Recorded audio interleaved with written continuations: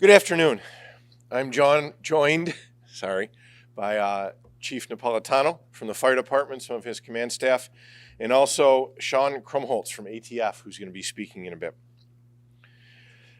As we stated earlier, 2 a.m. yesterday morning, so this would have been Sunday night. Sorry, our days are blending in together for all of us. 1200 block of Portland Avenue, as I stated before, officers and the Rochester Fire Department responded for a structure fire. 5-year-old Malakai Stovall was rescued from the fire by the Rochester Fire Department and is currently still in life-threatening condition in Strong Hospital. 2 firefighters were also injured during this effort. Major crimes in the arson task force, which is comprised of the Rochester Police Department, the Rochester Fire Department, and the ATF, have been investigating this incident. The investigation has found that the fire was intentionally set. As a result, the ATF is offering a $5,000 reward for information leading to the arrest and conviction of the individuals responsible for setting the fire. I would like to thank ATF for their continued partnership in fighting crime here in the city of Rochester. And I need to ask the community, as I did yesterday, for support in holding these offenders accountable for seriously injuring such a small, innocent child. Certainly no one deserves to suffer like this, but especially a 5-year-old child who was home in his bed when his house was set on fire. It's on all of us together to bring these people to justice. In a moment, I'm going to have Captain Frank Umbrino speak about the investigation, but first, I'd like to introduce Sean Krumholtz from the ATF. Good afternoon. First, I'd like to start off by saying our hearts go out to Malakai and his family and friends at this time. We'd also like to recognize the fact that the firefighters were injured here as well, and we support them.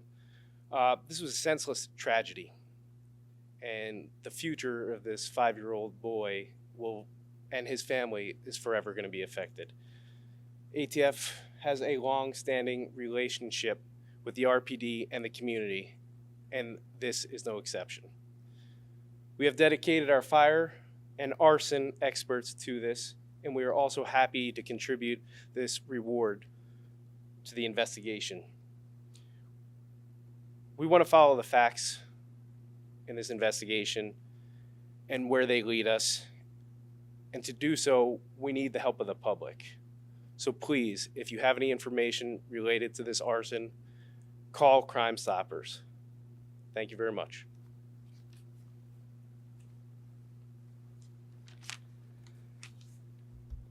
So on July 29th, at about 2 o'clock in the morning, the Rochester Fire Department responded to 1290 Portland Avenue for the reported structure fire. The fire department arrived. They found the duplex engulfed in flames. They received information on the scene that there was at least one child trapped inside upstairs. Rochester firefighters entered the burning structure and found 5-year-old Malakai unconscious in his second-floor bedroom. He was taken out of the house by firefighters through a second-story window in his bedroom. He was rushed to URMC, where he still is today, fighting for his life.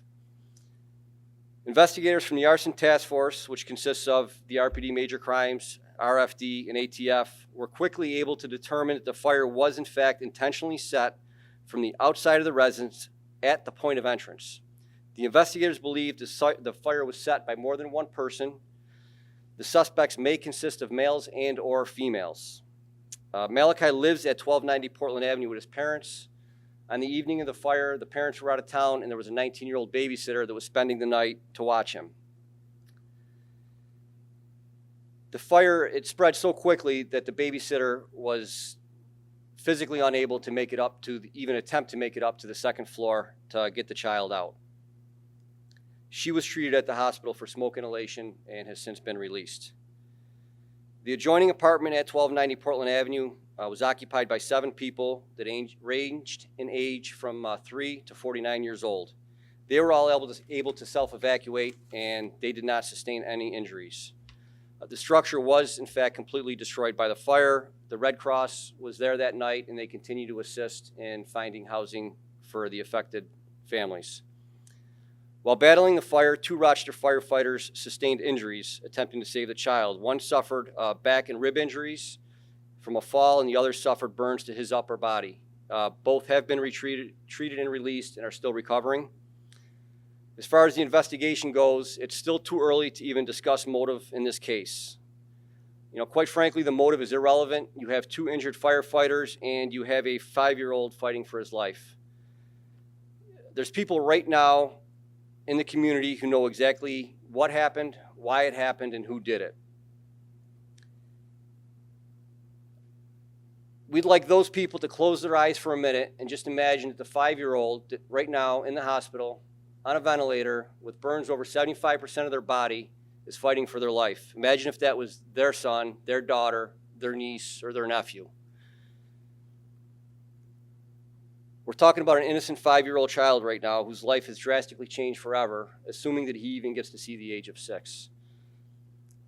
We're asking anybody that lives in the area of the 1200 block of Portland Avenue, please check your video cameras. If you see anything on the night that this happened, which was Sunday night into Monday, around 2 o'clock in the morning, please call us. If anybody has any information at all, please call the investigators so we can get closure in this case. And with that, we will take a few questions.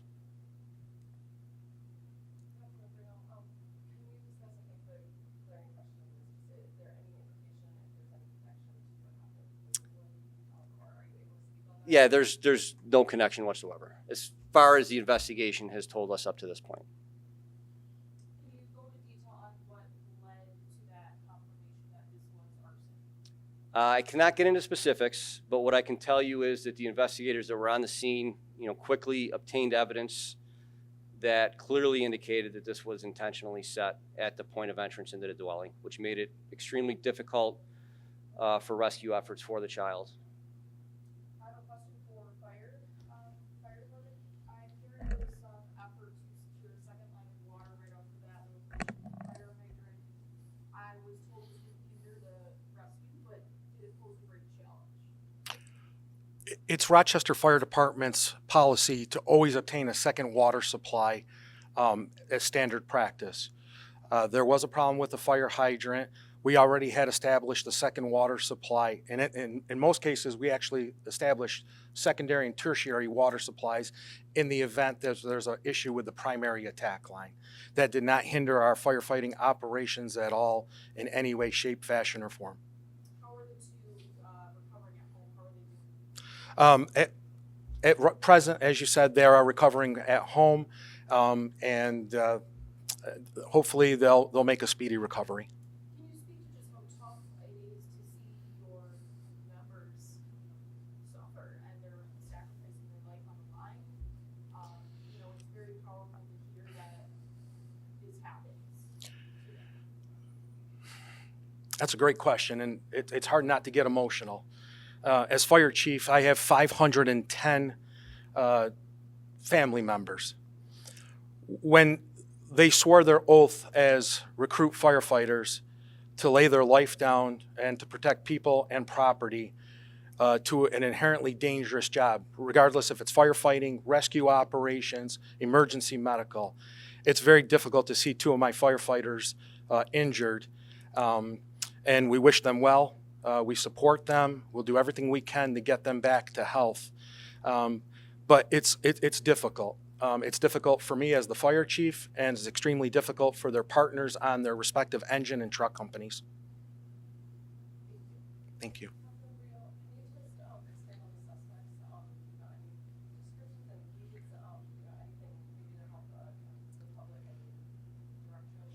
Yeah, I really can't. What I can say is that there was definitely multiple suspects, more than one, and they might be men, they might be women.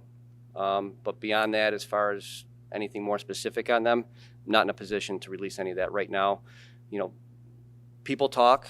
If you see something, please say something. If you hear something, please call us and tell us. There's no doubt in my mind there's other people out there that know what happened and who did it. the investigators have been working, all night, all day. We do have leads that we are pursuing, but we're certainly going to need, help from people that have some knowledge on this to reach out to us. Are you able to elaborate at all on how this fire was that was spread?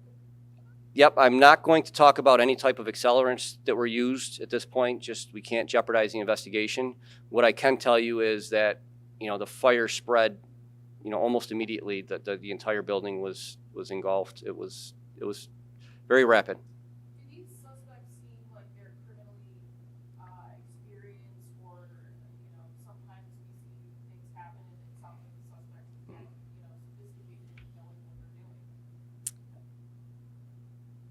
Can't say at this point in time. It's just the level. For somebody to do something like this, to set a house on fire so people can't get out, is just, it's abhorrent, and it's, not going to talk about what type of person it takes to do that. Good? Thank you. Thank you, everyone.